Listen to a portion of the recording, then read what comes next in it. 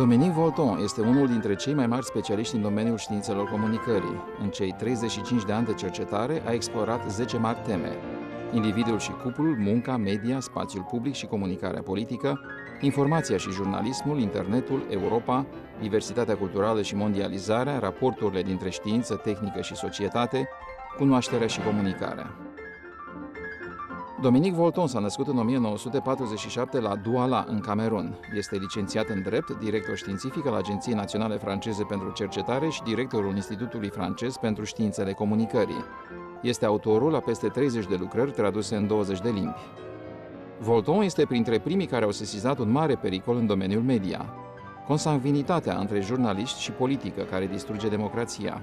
Într-o remarcabilă analiză a spațiului comunicării publice din Franța, din această perioadă, publicată în La Tribune, Volton afirmă: contrar a ceea ce editorialiștii și moderatorii exprimă, această refulare critică permanentă nu este expresia maturității.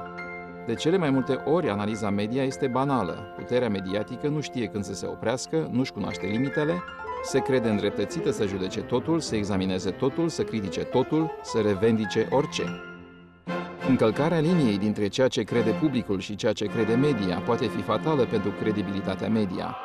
Chiar dacă publicul se manifestă uneori voyeurist, îi place să se uite pe gaura cheii, acuzațiile aduse în media oricui, oricând, fără limită și de multe ori fără probe palpabile, decredibilizează informația și discreditează media. În acest fel, media riscă să-și pună în pericol propria credibilitate. Dominique Volton a primit recent titlul de doctor honoris causa al Școlii Naționale de Studii Politice și Administrative. Cu această ocazie a acordat un interviu în exclusivitate televiziunii publice. Bienvenue dans notre université chez Monsieur Dominique Volton. C'est pour la première fois que vous visitez la Roumanie? Non, troisième fois. La deuxième fois, j'étais venu pour le sommet de la francophonie en 2006. Mais je n'étais pas revenu entre 2006 et 2013. Donc je suis content de revenir. D'ailleurs, je trouve que le pays a, pour ce que j'ai vu, le pays a quand même changé. On voit que l'entrée dans l'Europe a quand même des effets visibles, tant mieux. Bon, c'est bien. Quelle est la première chose qui vous vient à l'esprit quand vous pensez à la Roumanie? Sans doute avec la Pologne, les deux pays de l'Europe centrale orientale avec lesquels la France a le plus de liens, mais encore plus fort avec la Roumanie, parce que c'est l'endroit où la francophonie est le plus fort, l'endroit dans lequel où la naissance politique a été très liée au volontarisme de Napoléon III jusqu'à la guerre de 1914-18. Les latins de l'Europe centrale orientale et d'une certaine manière aussi peut-être un trait d'union avec l'Orient, par la présence de l'Empire ottoman et de l'orthodoxie.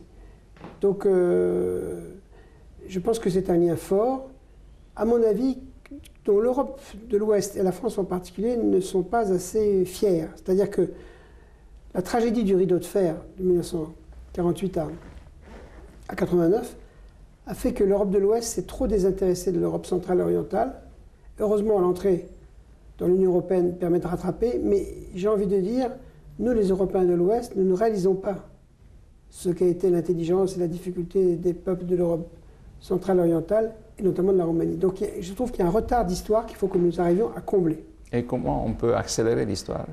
Je pense qu'il faut faire plus d'émissions de radio, de télévision, de presse écrite, de livres, faire plus de voyages, montrer tous les contrastes entre les différents pays de l'Europe centrale et orientale. En fait, les trois pays dans lesquels la France était le plus proche, c'était la Tchécoslovaquie, la Pologne et la Roumanie. Et de ces trois-là, c'est la Roumanie qui est le plus proche. Et là, je trouve que le paradoxe de la difficulté de la construction de l'Europe, c'est que ça ne rapproche pas assez les peuples. Ça rapproche les gouvernements, ça rapproche les bureaucraties, les technocraties, mais pas les peuples. Et je pense que l'Europe de demain, ce sera l'Europe des peuples. Donc il faut faire un effort de connaissance mutuelle. Il faut faire des Erasmus, il faut déplacer les gens, il faut faire des affaires en commun. Et aussi, il faut que la France comprenne qu'elle n'est la France que parce qu'il existe des tas d'autres pays qui l'ont valorisée autour. Et que l'identité roumaine est une identité très forte. Une autre question. Avant 1989, le français était bien étudié en Roumanie. Moi, j'ai étudié au lycée le romantisme français, Baudelaire, Lamartine, Victor Hugo, mais après 1989, j'ai senti un manque d'intérêt de la France par rapport à la Roumanie. Comment pouvez-vous expliquer cette situation? Parce que l'Europe de l'Ouest, dont la France, nous avons été surpris par la chute du communisme, on n'était pas préparés. Et comme pendant 30 à 40 ans, on n'avait pas beaucoup réfléchi sur l'Europe de l'Est, le retour de tous ces pays nous a surpris. Et sur la question de la langue, la France a un problème supplémentaire, c'est que la France, qui est la patrie de la francophonie, n'aime pas tellement la francophonie parce qu'elle a peur que la francophonie soit identifiée à la colonie, ce qui est faux.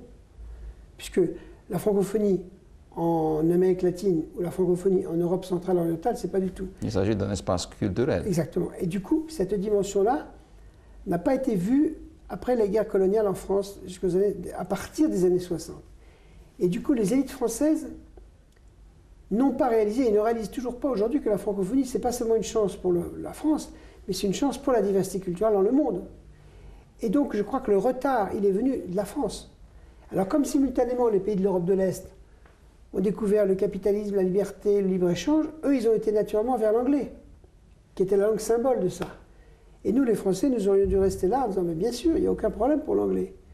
Mais ce que joue la francophonie, c'est autre chose, et on ne l'a pas fait.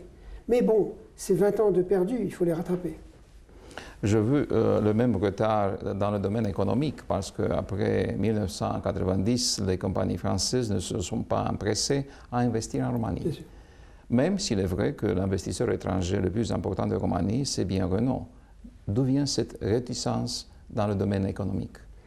Alors elle vient d'un trait culturel français qui a ses qualités et ses défauts. C'est que nous n'avons pas beaucoup de PME en France, hélas, mais nous avons des grands groupes industriels.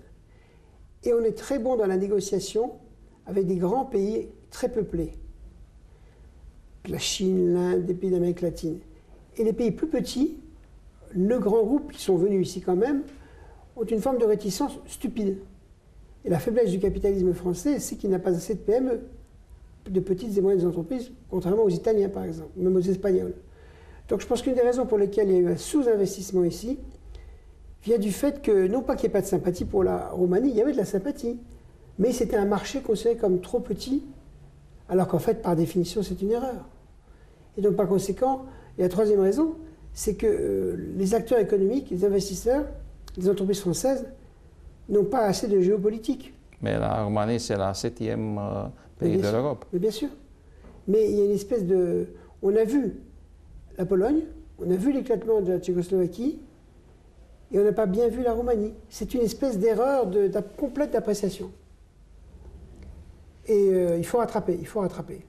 Parce que le capital symbolique de la francophonie, c'est exceptionnel. Et l'histoire commune. Il y a eu des rumeurs selon lesquelles les pays occidentaux se sont partagés les anciens pays communistes pour ce qui est des zones d'influence et d'investissement. Est-ce vrai? Je ne crois pas. Je ne pense pas. Ce qui s'est passé, c'est que l'Europe de l'Ouest a eu peur que l'Allemagne reprenne tout le pouvoir sur l'Europe centrale orientale. C'est vrai. Mais sinon, il n'y a pas eu de plan. Ce n'est pas la conférence de Berlin de 1884 pour le découpage de l'Afrique, non. En fait, ce qui s'est passé, c'est que chacun des pays de l'Ouest a retrouvé ses traditions d'investissement.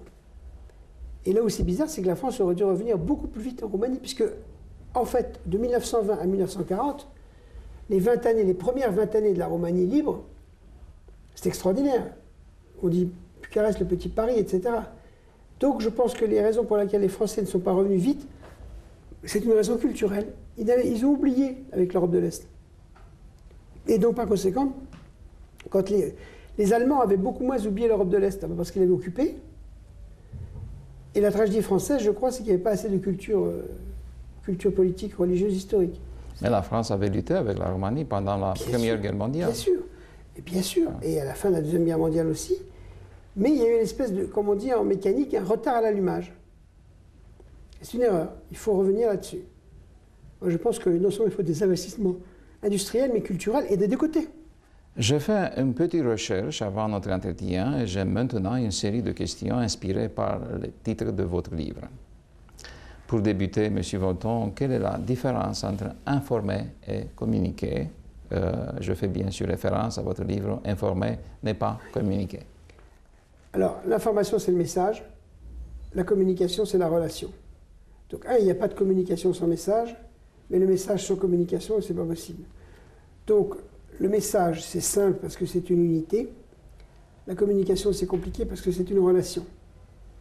Et donc c'est pour ça que je dis que le problème du XXIe siècle, c'est de penser la communication, c'est-à-dire les conditions de relation, qui sont toujours plus compliquées que les conditions de l'information. Donc oui, à la bataille pour la liberté de l'information, mais oui aussi à une réflexion critique pour savoir que la liberté d'information ne suffit pas à faire la liberté de la communication. Donc, et que la question la plus compliquée, c'est la communication. La plus simple, c'est l'information, et que la technique, c'est ce qu'il y a de plus simple, parce que c'est plus simple la technique que les hommes, les sociétés, les cultures et les idéologies. Comment peut-on sauver le journalisme d'information? On voit aujourd'hui la disparition du journalisme qui a été conquise de communication. Et on voit aussi l'information est transformée dans des marchandises.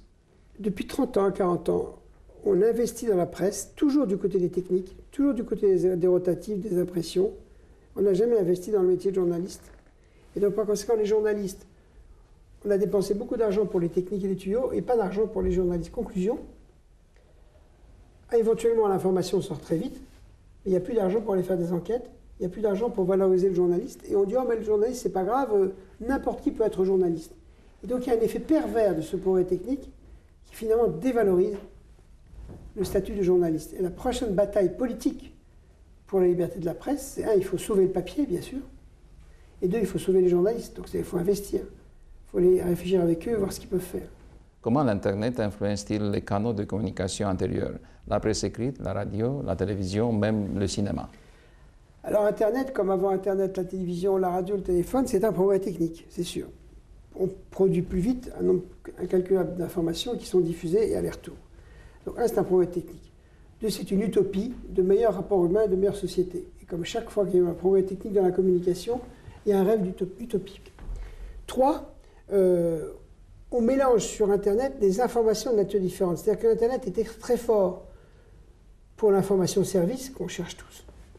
Pour les news, c'est plus compliqué parce que s'il n'y a pas de contrôle de l'information, ben, c'est délicat.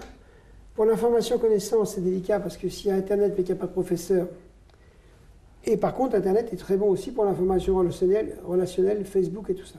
Donc il faut différencier les domaines où Internet est bon et de toute façon se rappeler que dans l'histoire de la communication, chaque technique croit qu'elle va supprimer la précédente et en fait elle s'additionne. Chaque technique a transformé Alors, les a précédentes. transformé, mais n'a pas supprimé. Autrement dit, le cinéma n'a pas été tué par la télévision, la radio n'a pas été tuée, etc. Donc il faut arriver à organiser la cohabitation entre la force et les faiblesses de chacune des techniques. Alors la force d'Internet, c'est connexion très rapide dans le monde. La faiblesse d'Internet, c'est que c'est une communication de communauté. Les gens utilisent Internet parce qu'ils ont le même intérêt ou la même langue. La force de la radio, de la télévision ou du journal, c'est au contraire de s'adresser à des publics différents. Donc il faut arriver à faire la complémentarité entre la presse écrite, la radio, la télévision et Internet. La presse écrite avait disparu. Mais non, elle n'a pas disparu, elle est menacée aujourd'hui. Oui. Elle est menacée parce qu'on a investi sur les techniques, on n'a pas investi sur la presse. Et donc c'est pour ça que je dis qu'il faut travailler sur le journalisme, il faut réinventer une presse écrite à partir d'un monde multimédia, mais en valorisant. Je prends un exemple, quand les journalistes disent « mais on peut être journaliste de n'importe quoi, sur tous les supports », non, on ne fait pas de l'information de la manière sur la presse écrite, la radio, la télévision. Il faut que les journalistes gardent la spécificité. De même, quand les journalistes disent « ah, mais nous, on n'a pas besoin de journalistes aujourd'hui, tout citoyen est un journaliste ». Non, oui, un citoyen peut aider, mais pendant 15 jours. Après, c'est un métier, c'est une culture. Donc il y a un problème de revalorisation du métier de journaliste. Doit-on survivre à l'aide d'Internet ou contre l'agression d'Internet? Les deux. Les deux. C'est-à-dire que c'est une ouverture sur le monde, c'est la mobilité, c'est la vitesse, c'est la liberté, c'est très bien. En même temps, c'est la solitude. Et j'ai dit attention aux solitudes interactives. C'est-à-dire tout le monde est seul, et c'est plus facile de faire la séduction par Internet que de faire la séduction dans un café. Donc je veux dire, il faut garder Internet pour tout, mais avec modération. Venons maintenant à la télévision. En Europe, il y a des chaînes publiques très fortes, mais aussi des chaînes privées. Quel avenir voyez-vous pour la télévision publique en Europe? La télévision publique a un statut en Europe, un peu au Japon et un peu au Canada, c'est tout. Partout ailleurs, elle a disparu. Donc il y a un vrai patrimoine culturel et politique de la télévision publique en Europe. Alors là, l'extension du privé a réduit la part de la télévision publique, mais en même temps, vous en avez en Espagne, vous en avez en Italie, vous en avez en Angleterre, vous en avez en France, vous en avez en Allemagne. Et en gros, il ne faut pas que la télévision se cale trop bas.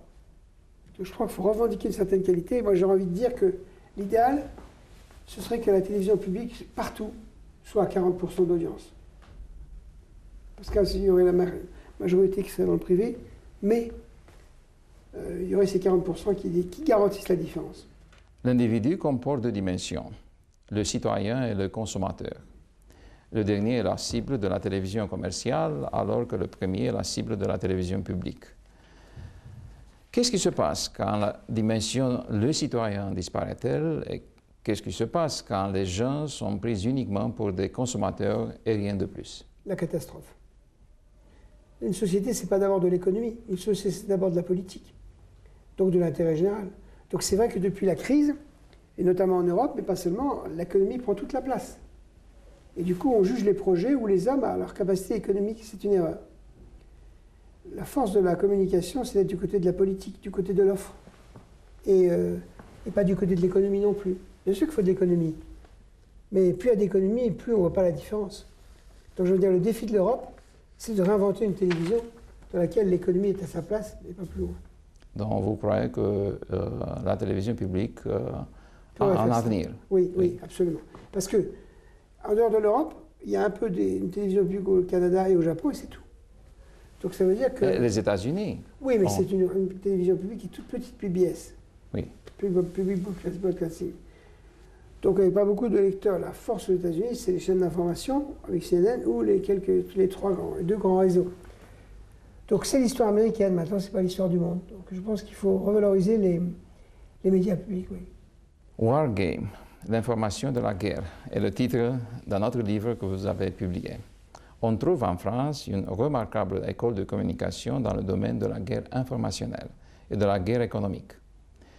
L'implication excessive des journaux et des chaînes de télévision dans ce type d'opération ne décrédibilise-t-elle pas les médias? Ne rend-elle pas les gens de plus en plus seuls et incertains? C'est le risque de la solitude interactive, vous avez raison.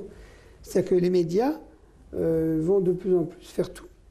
Et le risque, c'est le décrochage par rapport à l'opinion publique. Et d'ailleurs, on le voit très bien. Chaque année, il y a une enquête mondiale sur la confiance à l'égard des journalistes et ça dit ça.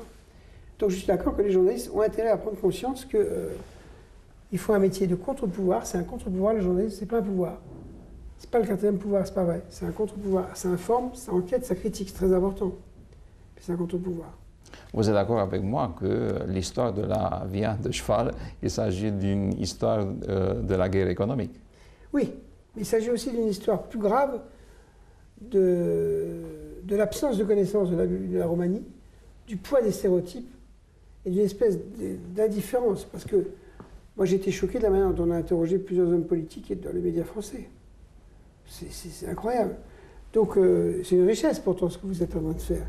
Mais la manière de dire que naturellement, l'erreur venait des Roumains, c'est du racisme ordinaire, comme on dit. Et d'où vient cette attitude? Elle vient, d'un manque de connaissance de l'Europe de l'Est, coupée par le rideau de fer. 2, d'un manque de générosité de l'Ouest par rapport à l'Est depuis 30 ans. Et je crois aussi, oui, d'une espèce ce qui reste de l'Europe triomphante d'avant 1914, c'est finalement l'Europe de l'Ouest. Donc ce que va nous apporter l'Europe de l'Est, c'est plus de modestie. Et c'est très bien comme ça. Et en même temps, nous les Européens, nous avons raison de ne pas être modestes, parce qu'à 300 millions et à 25 pays, on est la partie la plus sophistiquée du monde. Donc il faut à la fois qu'on soit fier de ce qu'on est et plus modeste. J'ai lu des fragments de votre livre « Naissance de l'Europe démocratique » et j'aurais quelques questions pour vous. 6 questions. Pourquoi l'Europe économique nuit-elle et pourquoi l'Europe politique irrite-t-elle? Vous avez écrit cela. Tout à fait. Alors, l'Europe économique nuit parce qu'il n'y a plus que de l'économie, il n'y a plus que des entreprises, et on fait disparaître le projet politique et culturel de l'Europe qui est beaucoup plus important que l'économie. Parce que faire cohabiter pacifiquement des gens, c'est plus difficile que de faire de l'économie. Et la deuxième chose, c'est la deuxième partie de la phrase, c'est... Pourquoi l'Europe politique irrite-t-elle? Oui, alors elle irrite. L'Europe politique irrite parce que justement, on voit ressortir toutes les idéologies des différents pays. Donc à la fois l'Europe économique est trop étroite, l'Europe politique irrite, mais c'est pas grave, il faut continuer d'avancer. Encore deux questions. Pourquoi l'Europe militaire inquiète-t-elle et pourquoi l'Europe sociale nous rend-elle sceptiques? Parce que les modèles sociaux sont tellement différents d'un pays à l'autre. Et comme le social, c'est toute la société, je pense qu'on a le sentiment qu'on ne va jamais y arriver et que les différences vont être plus fortes que les ressemblances. Parce que le génie de l'Europe, c'est à chaque fois de prendre des chantiers petits dans lesquels les gens, malgré toutes leurs différences, vont trouver un point commun et vont agir. Donc je pense que sur le social comme sur l'école, ils ont peur. Sur le militaire, je pense que l'Europe peut progresser facilement. Je pense que les Européens sont prêts à recevoir une armée européenne, tout ça. Je dois comprendre que l'État social avait disparu avec cette crise économique. En tout cas, il est menacé et il va ressurgir. Parce que si ce n'est pas l'État social, c'est le marché. Donc c'est encore pire. Donc je pense qu'il faut que l'État social renaisse et il faut surtout que les gouvernements comprennent que dans le rapport entre politique et économique, c'est la politique le plus important. Et là, depuis 30 ans en Europe, c'est l'économie qui dirige. Là, il faut absolument un renversement. Si on veut que les Européens ne deviennent pas tous anti-européens. D'autre part, l'Europe de la culture séduit. C'est bien tout ce que l'Europe peut faire, seulement séduire les gens? Non, quand je dis qu'elle séduit, elle attire, mais c'est gratuit. C'est en ça que je veux dire que... Mais bien sûr que non, il y a une culture européenne. Elle est définie par les trois monothéismes, judaïsme, christianisme et même par quatre, parce que si on met la Turquie dedans. Elle est aussi liée au fait qu'il y a une croyance dans la rationalité scientifique et technique. Et l'Europe, c'est quand même tous des pays qui ont une relation forte à la même religion, au christianisme en gros.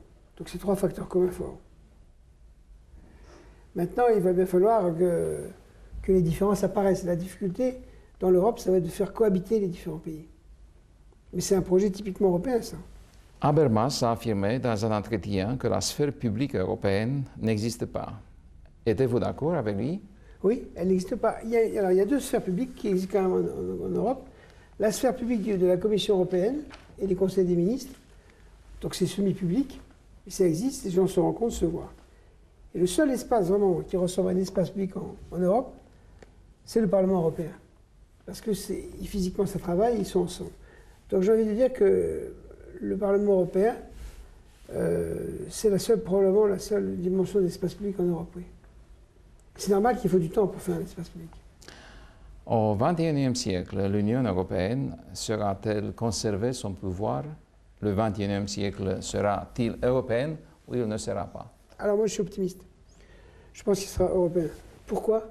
Parce qu'avec les 27 pays, pour l'instant, il y en aura 30 après, avec les 500 millions d'habitants, il y a une supériorité scientifique, technique, culturelle de l'Occident, plus l'expérience de la démocratie, qui est énorme, qu'on ne voit pas. Et je pense que même si l'Occident est critiqué, il le sera, il a quand même cette espèce de capacité à analyser, à voir et à trancher et à faire de l'économie. Donc je pense que c'est sophistiqué le message qu'essaie de faire passer l'Europe. Si elle y a réussi, c'est gagné. Sinon, tant pis, ce sera l'échec. Mais si c'est gagné, ça permettra à l'Amérique latine de faire quelque chose qui ressemblera un peu, et au Maghreb, au Machrek aussi. Donc on est pionnier. On est pionnier d'une autre forme de solidarité.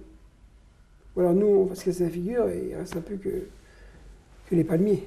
Quelle est la prophétie, votre prophétie, la plus probable au sujet de la communication au XXIe siècle?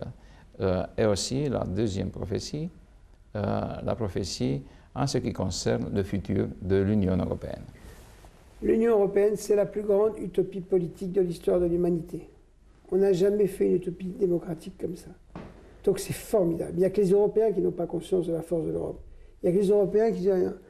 Dès qu'on est partout dans le monde, on est fasciné de la force de l'Europe. Il faut qu'on soit plus fiers pour nous. Et qu'est-ce qu'on peut apporter dans le reste du monde? La laïcité quand même. C'est-à-dire séparer quand même un peu l'Église du pouvoir. Deux, la redistribution, puisque l'Europe c'est fondamentalement une redistribution des riches vis-à-vis des pauvres. Trois, une croyance dans l'intelligence des peuples, malgré toutes ces différences. Et je crois une histoire commune, de barbarie, mais qui devient autre chose maintenant. Donc quelque chose qui est plus les éléments dont j'ai parlé tout à l'heure, c'est-à-dire la rationalité, Dieu et la science. Donc vous êtes optimiste?